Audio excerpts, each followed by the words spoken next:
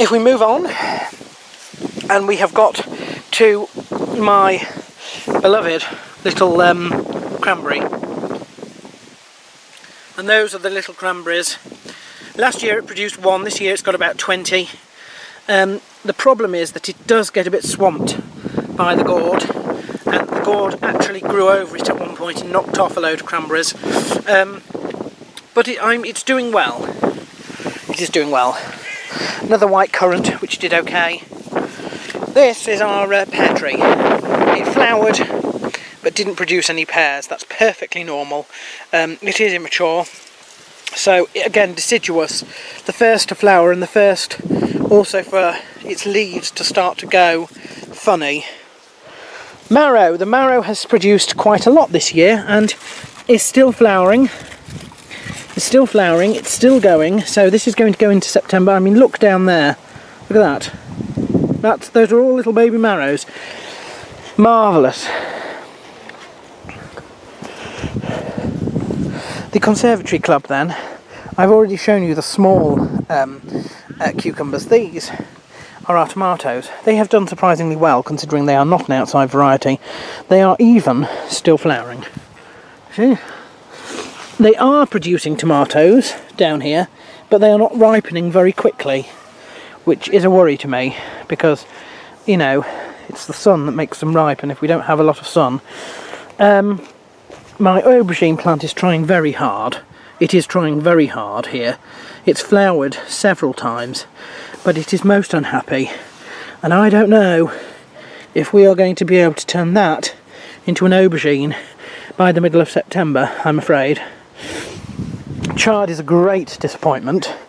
Somehow, I don't know how it happened, but it bolted, went to seed, and now pretty much is rubbish. It's so sad.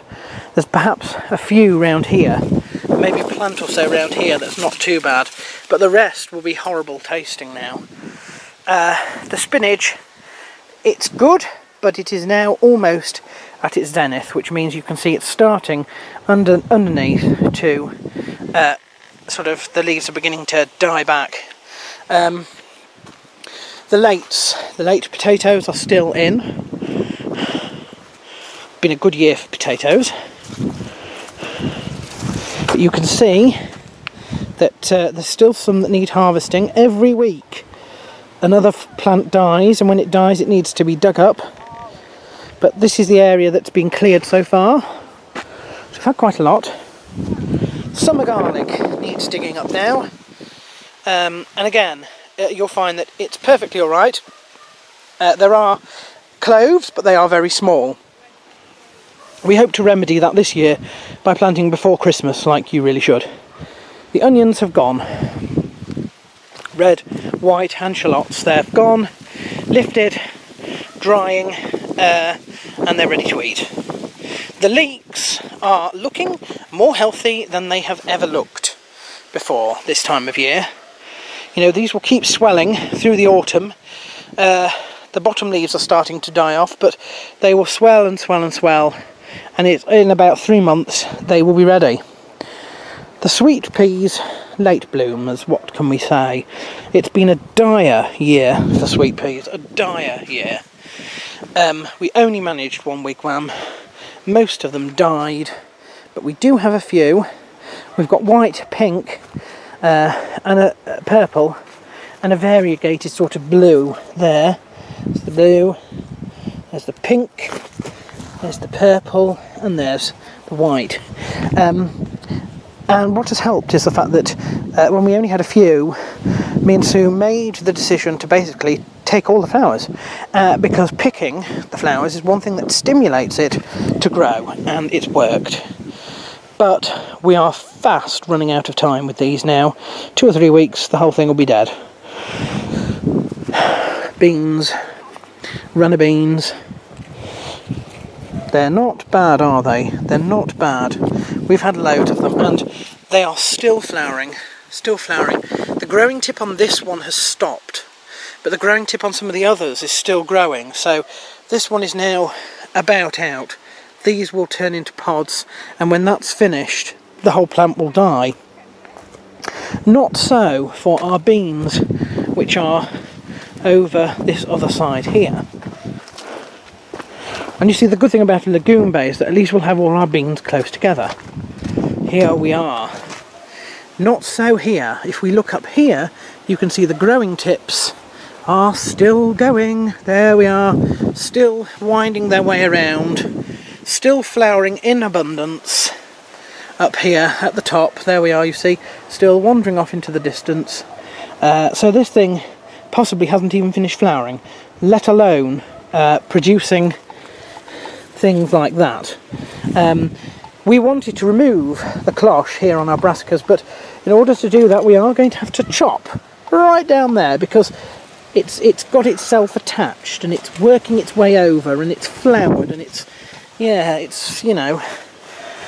It is, however, taking a battering from the wind which blows here over from this direction, and it is taking a battering. Down here you'll see that most of the broad beans have been dug up. We have left a few because I saw that some of the things, this was a broad bean plant, have actually grown new growth.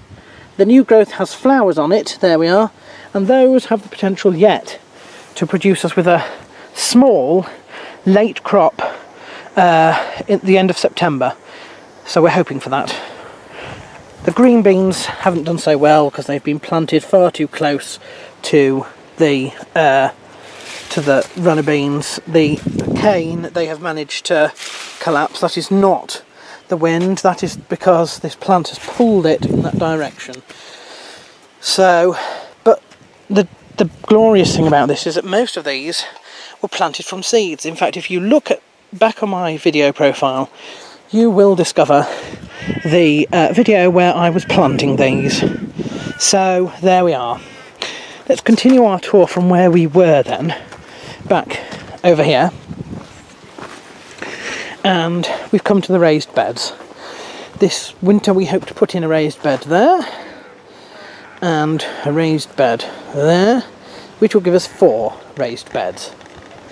This one has some parsnips in that are looking fantastic.